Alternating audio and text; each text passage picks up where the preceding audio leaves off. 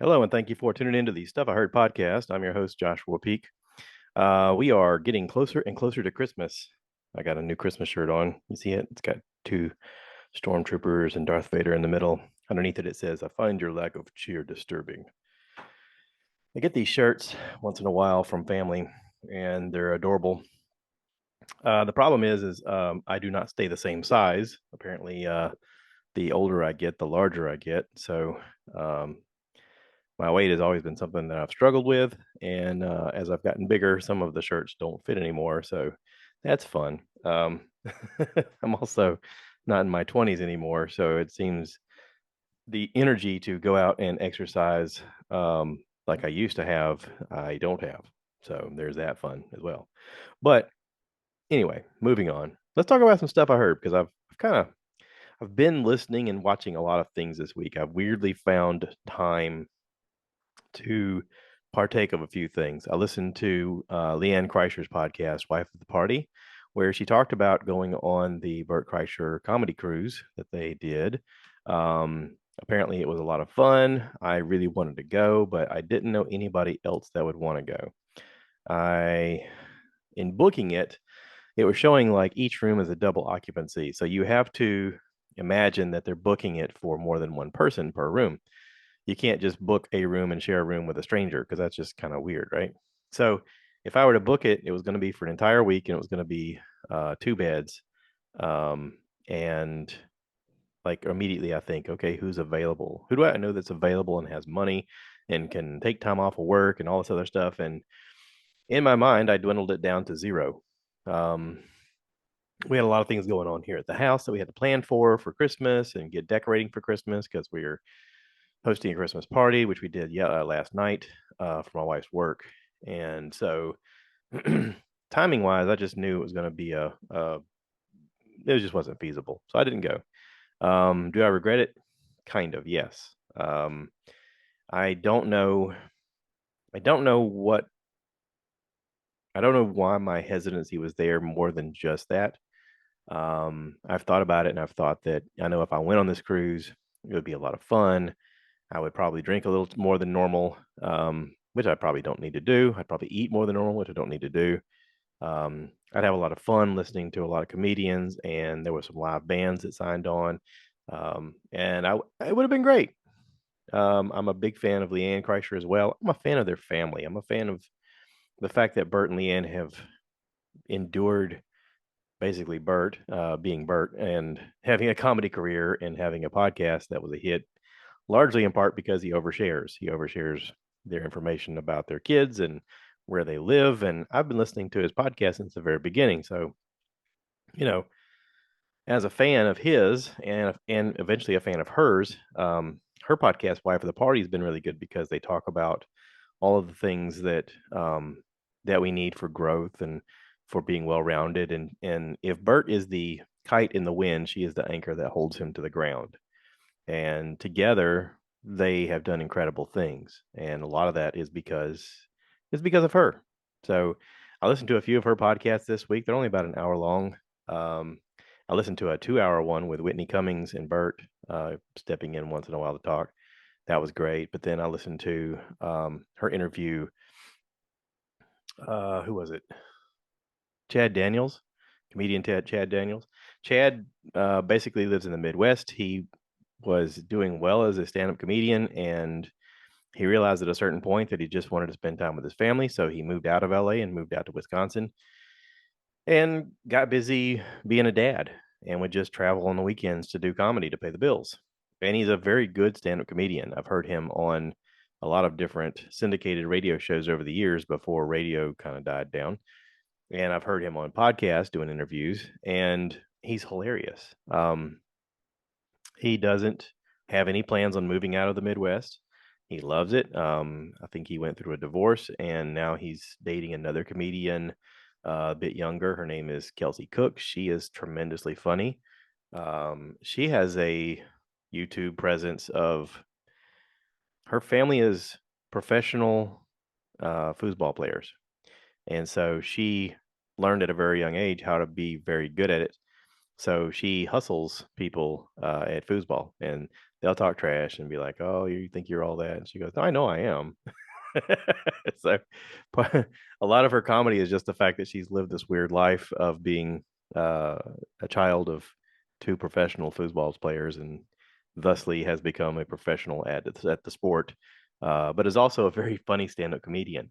Um, anyway, they're together now, and they were both on a cruise, and they both had a good time. And there's lots of comedians that were on the cruise that had a good time, and Leanne is sort of the anchor that holds all of them together in a weird way. And it was fun to see her let loose a little bit and have fun with Miss Pat, doing karaoke on random nights and doing a Q&A with her girlfriends. They did a live podcast on the ship, and that was fun to listen to. Um, so yeah, I enjoyed listening to that. I like that. I like to share with people what I think is interesting because maybe you might find it interesting. I mean, that's kind of the point of this, right? So also, switching gears, talk about stuff I heard. Uh, as a comedian fan, I've always listened to Bob and Tom. They're out of Indianapolis originally, and that's where I first heard Miss Pat. That's where I first heard Mike Birbiglia, um, Chad Daniels. I mean, a lot of these comedians that I've learned to like come out of that Midwest area. And I'm not exactly sure where Mike Birbiglia is from, but he's been on the pod. He's been on their radio show before, and he's been on different podcasts before. Um, he's interesting because for me, he has a very dry kind of roll into the joke situation. Like he's living this really interesting life, and at the same point, is look at the thing that I'm going through, and isn't it absurd? And also, here's the funny part of it. He did a special called Sleepwalk with Me, where he talked about how he had uh, very crippling sleepwalk problems, where he would manically wake up in the middle of the night and like run. And one night he got severely injured because he did that at a hotel off the third floor and crashed through a window and broke several bones, and it was bad. So anyway, he has a new Netflix special that came out about a month ago on Netflix. It's called The Old Man in the Pool. And he talks about how he's dealing with a lot of health issues related to family inheritance. His father and his fathers before him passed away at the age of 56, and he said, "I'm getting older, so it's terrifying because I don't want to go that early. I have a daughter, and he talks a lot about it, and he talks about how he's trying to get healthy, and he's going to the pool to work out, and it's funny. This special came out in August. I don't know why I said no. It says first performance. Okay, so this is when it was recorded in August, but it hit Netflix and all that stuff about a month ago. Anyway, check it out. Mike Birbiglia, The Old Man in the Pool. Sometimes sometimes the funniest parts of your own life are the things that you survive, um, because you have to find the humor in things. You have to find the moments in which things are tough, and you find a way to spin it so that it helps, I don't know, release endorphins, motivate you in some way, or you find it relatable enough to share it with other people so that they're also like, "Oh yeah, you went through that too, man," and that's something. Um, because I mean, if you don't laugh at your situation, it's kind of depressing sometimes. So anyway, um, I started off the week watching a movie on Netflix. It's called Spiderhead. Now, why did I watch Spiderhead? I have no idea. It was on the feed of, hey, you like a lot of weird stuff. You'll probably like this. But I noticed right away Chris Hemsworth on the screen, and I was like, really? Thor is not Thor? He's going to be some kind of, what is he in this? I don't understand what this is. And I watched the little blurb, and I'll read off to you what the blurb says about the movie. It says two inmates form a connection while grappling with their past in a state-of-the-art penitentiary run by a brilliant visionary who experiments on his subjects with mind-altering drugs. Ooh, dun, dun, dun. Okay, so right off the bat, I recognized one of the main characters. His name's Miles Teller. I can't picture what I've seen him in, so I'm gonna click on it now because it's driving me crazy. I know I've seen him in all kinds of stuff. Oh yeah, he was in Top Gun. He was the ace pilot. Yeah. Okay. That's where I know him. And Divergent, of course. Yeah. He's a strapping fellow. Really good actor. Now, the movie sucked. The movie was awful. I thought that Miles Teller's performance was amazing. Um, I thought that Liam Helmsworth was weird in the show. I mean, I buy him as Thor. I mean, he plays Thor really well. Um, I don't know if I buy him as this. He's supposed to be this brilliant, mega rich guy who's running this weird penitentiary, and I don't know. I don't know. The whole premise of the show is just odd. It delves too far into the idea of things that are naturally happening with politics and drug manipulation and population control manipulation and that sort of thing. Um, but I thought that Miles was great in this. Um, Phenomenal performance. Um, yeah, this could have been a play, except that you wouldn't have been able to show the things that they showed because it was at parts very violent and at parts very graphic. Um, because they're using mind controlling drugs to make you do things that you wouldn't normally do. So anyway, then I switched gears and I was like, okay, we need to watch something completely unlike anything I would normally watch. And I don't like scary movies, but I like suspenseful stuff. And M. Night Shyamalan has made a history of making suspenseful things that I enjoy. I mean, pretty much everything he makes, I watch and I go, oh my God, I can't believe I like that. It terrified me, but also I liked it. This is another example. It's called Knock at the Cabin. It came out this year. It is now on Amazon, I think. Yeah, Amazon. Um, Here's the premise of M. Night Shyamalan's suspenseful thing on Knock at the Cabin. While vacationing at a remote cabin in the woods, a young girl and her parents are taken hostage by four armed strangers who demand that they make an unthinkable choice to avert an apocalypse. Confused, scared, and with their limited access to the outside world, the family must decide what they believe before it is all lost. Oh no. Um Now I'll be honest, the main reason I watched this is because I noticed that one of the main characters was Dave Bautista. I love Dave Bautista in almost everything he does. It's amazed me that a professional fighter has turned into a full-fledged movie star, and he is a movie star in this. He's been in a lot of action things where he has, cool lines and he has to look cool because he's a giant muscular man. I mean, he looks like the guy in the movies that you want to go, "Oh my God, he's coming after us, run!"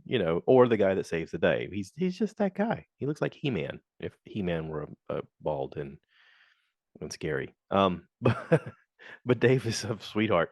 And listen, in this movie, he he acts. He really acts well. He you get to see his acting chops. You get to see him become this guy who is a coach, a teacher, and he's trying to deal with a task that is overwhelming. And the performances in this are across the board great. Uh, I don't know how M. Night Shyamalan works to get people to give you their best. But everybody in this does really great. Now, it is graphic, it is terrifying, it is scary. Rupert Gint is in this for a brief moment. He he was Ron Weasley in Harry Potter. He was so good in this, I didn't realize it was him until I brought it up on the IMDb. I was like, "Whoa, Ron Weasley, get out of town." Um, but yeah, Knock at the Cabin. It's only an hour and 40 minutes long. It is terrifying. I don't recommend watching this before you go to bed. If you're subject to that sort of thing where you watch something and then you go to sleep about it and you think about it, yeah, don't do that. Okay, so to clear my mind and to clear my heart, I wanted something to watch that would be upbeat. So Disney this week has released Indiana Jones and the Dial of Destiny. Now I grew up as an Indiana Jones fan. I mean, I'm almost 50. Whenever Indiana Jones and the Temple of Doom first came out, I was like, yes, awesome. That was the thing. The Lost Ark. Which one was the first one? Was it Lost Ark? I don't know. Anyway, whatever. I gotta admit, the Crystal Skull was terrible. The the one he did with Sean Connery, not that great. This one was fun. I enjoyed this one. Um, in every one of these, you need to have a decent bad guy And for whatever reason, with the time frame that Indiana Jones portrays in the movies, the Nazis were picked as the bad guys, and they always make good bad guys because you can look at them and right away you have a distaste for them. And Mads Mikkelsen plays the bad guy. He plays the guy that you hate.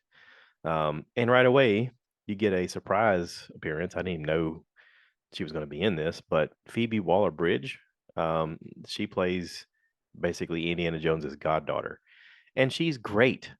I think she makes the movie. Um, Indiana, obviously, Harrison Ford is getting to be old. My wife asked me, she goes, "How is it?" And she goes, "Boy, he looks rough." Yeah, he's 81 years old.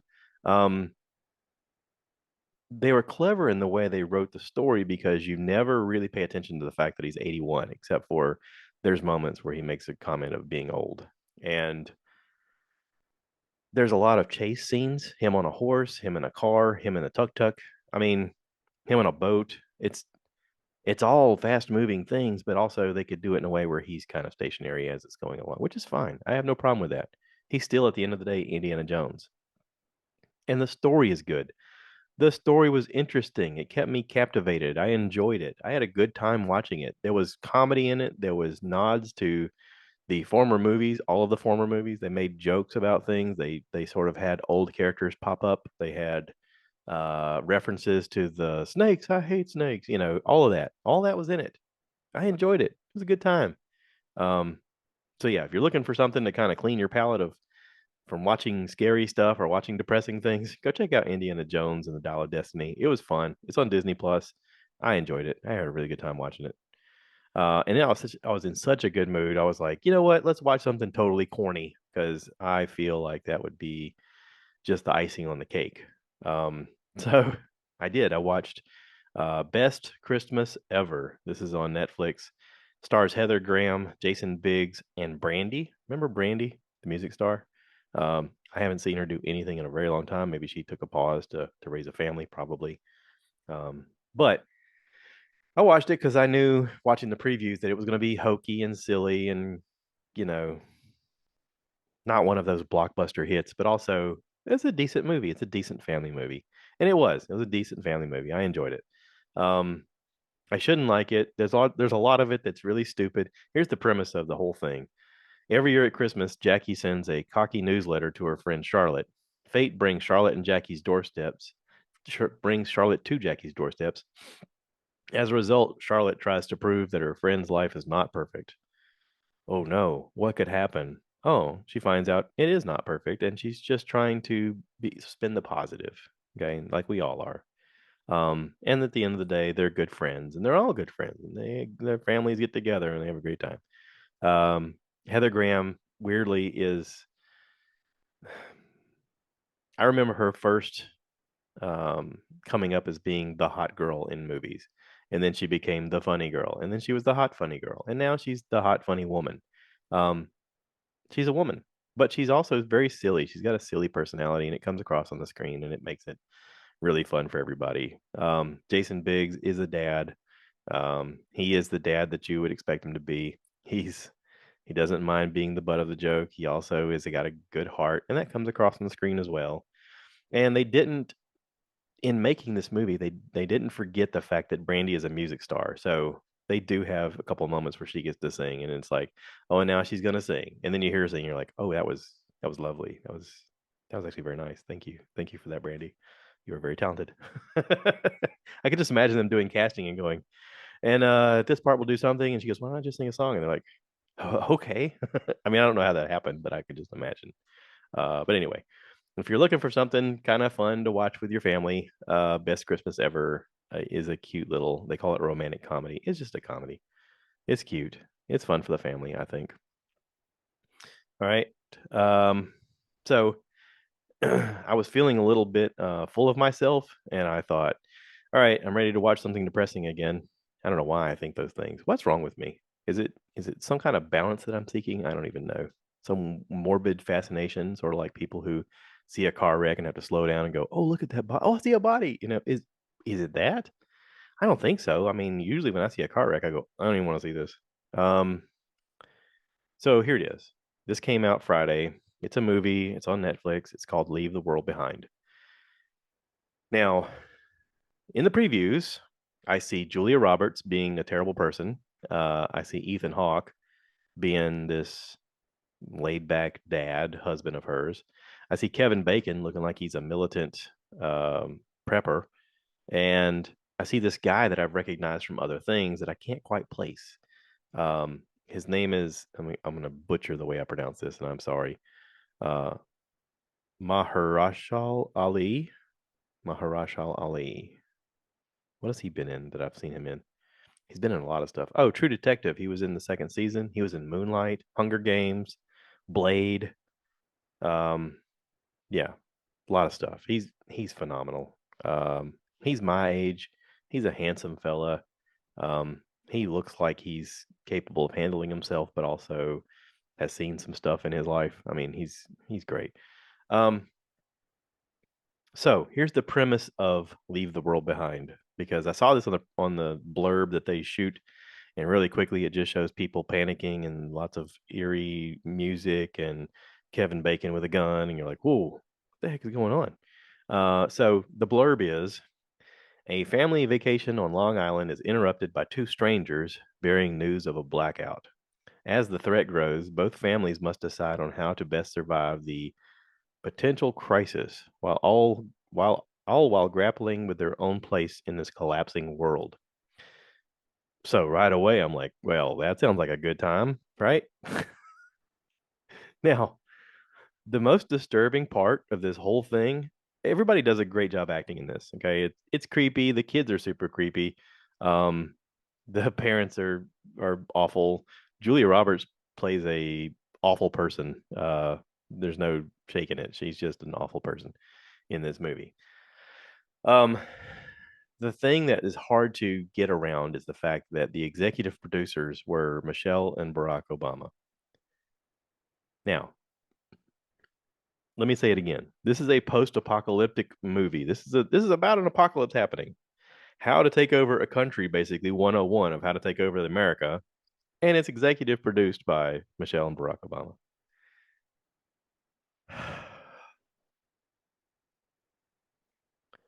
Yeah, that was the scariest part of the whole thing. Um, I think the acting was great. I think the weird special effect of the hundreds of deer was great. If you don't know, you'll see it. I don't know. I don't know. The acting was great. Um, Julia Roberts always plays America's sweetheart sort of stuff in everything she's in, and in this, she's really literally the woman that you hate. Um, yeah, you relate to her, but you also hate her, if that makes any sense. And I've always said that when you find a character that you hate, you weirdly hate them because they're a part of you. I think even Jewel had a song like that. Um, Pieces of You was her song. If you don't know it, check out Jewel's song Pieces of You. Anyway, Leave the World Behind, terrifying. Terrifying, terrifying, terrifying. Mainly because of the president's involvement in that, ex-president, former president, whatever you want to call it. So I needed to rebound. I needed a psychological punch in the back in the right direction. So I saw this advertised and I knew right away it would get me out of that funk. Family Switch. Jennifer Garner and Ed Helms play the parents in this classic storyline of, you don't know how easy you had it. I wish I were you. And then all of a sudden they wake up into the other person. But the whole family does it. So we've seen stuff like this before where, moms switch with their daughter, or dad, or a son switches with their dad. But this is the entire family switches. And it's pretty interesting. I thought it was fun. Here's the premise. When family members switch bodies with each other during a rare planetary alignment, their hilarious journey to find their way back to normal will bring them closer together than they ever thought possible. I started watching this and I wanted to hate it. I wanted to hate it. I was so angry at watching the other thing that I was like, I'm just going to turn this on because it looks silly and Jennifer Garner does silly really well, and so does Ed Helms, and I'm sure it'll bring me out of a funk. And as soon as it starts, I'm like, I don't like this. I don't like this. And then I liked it. I liked it a lot. I loved it. I was telling other people, hey, if you're looking for something fun to watch with your family, check out Family Switch. I really enjoyed it. I thought that was great. Um, does it do all of the typical things you think it will do? Yes. Does everybody have a shining moment at the end? Sure, they do. Um, does any of it is any of it relatable? No, not one bit. Is it still fun? Yes. Yes, it is. Still fun. So, yeah. Family Switch. Check it out. Jennifer Garner, Ed Helms, really talented kids. Brady Noon looks familiar. I'm sure I've seen him in stuff. What have I seen him in? Uh, None of those because he's 17 and I don't watch those. The daughter playing Cece Walker is Emma Myers. What has she been in? Oh, Emma Myers was in Wednesday. She was Wednesday Adams' best friend. Oh, I like her. She's great. She's great in this. They're all great. Everybody's great. Even Brady. They're all very, very talented. We're gonna see Emma Myers and Brady Noon as main characters of something coming up. I know it. But the funniest part about this was the cameos, not cameos, but the comedians who would pop up in between things. Fortune Feimster, Howie Mandel, Pete Holmes, Paul Shear. There's lots of comedians. King Bach. There's lots of comedians that would just pop up as like characters in the show. And I was like, oh my God, that's so, yeah. Uh Fantastic. So anyway, all right, the last thing. I know I've watched a lot of stuff. I don't normally watch this stuff, but I had a lot of free time on my hands weirdly in the mornings, and then I would get home and make dinner and we'd eat, and then I'd sit down and go, why don't I just watch something? Because whatever, it's my thing. This is called The Outlaws. This stars Adam Devine. Adam Devine has been in lots of things. He's a great comedian and actor. Here's the premise of Outlaws. Owen Browning is a straight-laced bank manager, about to marry the love of his life, Parker, when his bank is held up by the ghost bandits during the wedding week. He believes his future in-laws, who just arrived into town, are those outlaws. Now, the outlaws are Pierce Brosnan, that's right, 007, and Ellen Barkin. This is this is funny in a way that I didn't expect to be funny. Like Adam Devine is just so over the top with physical humor. Um, and Pierce Brosnan has an unusual sense of humor as well. But again, this is the thing I didn't expect. I guess because this is also made by Adam Sandler, he convinced a lot of people to be in it, a lot of comedic actors.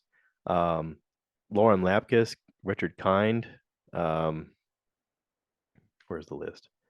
My, Michael Rooker, uh, his wife Jackie Sandler. Of course, she's going to be in it. Blake Anderson. I mean, there's a lot of people that Adam Devine has made movies with before, but there's a lot of characters in this where you're like, oh my God, look at the list of people that just pop up in this. It's incredible. It's really incredible. I'm sure a lot of it has to do with the success of Adam Devine. What was he in? Was it Workaholics? I think that was his big thing. Yeah, Workaholics. Everybody that was in Workaholics is in this with him. Uh, I enjoyed it. I enjoyed it. So listen, I've had a full week of ups and downs with movies and shows, things that were scary, things that were funny, things that were heartfelt, things that were beautiful. And I gotta imagine that all of it is supposed to help balance. It's supposed to help us all like find a grounding within ourselves and help us to figure out life. Because each one of these things we're looking for reflections of these elements of these characters in our life, right? It sort of helps us whenever we meet people to size them up and determine whether or not they're a good person or a bad person, or if someone's sense of humor is really lighthearted or just trying to be mean. I mean, it's all like a form of survival in a way, right? Um, I thought about this week as I'm watching it. I'm like, am I watching all of this stuff as a form of survival? So I'm trying to determine if I can better understand people. And I think so. I think that's really the root of it. I think that's my fascination with people that are different than me. Um, I think it is the idea of I'm I'm aware that I don't know everything, and I'm aware that other people make a living way different than I do, and I'm fascinated by how they do that. I want to understand it.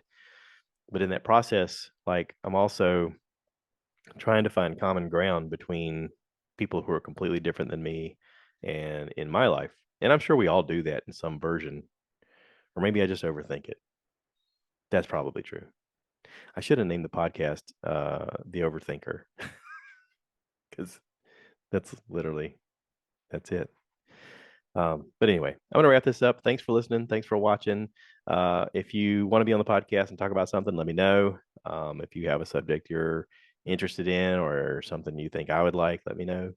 Um, and the way you help us out is just go on the little links and share this with your friends. Click the like button, click the share button, and thank you. Till next time, cue the cow. Cue the cow. Moo, baby.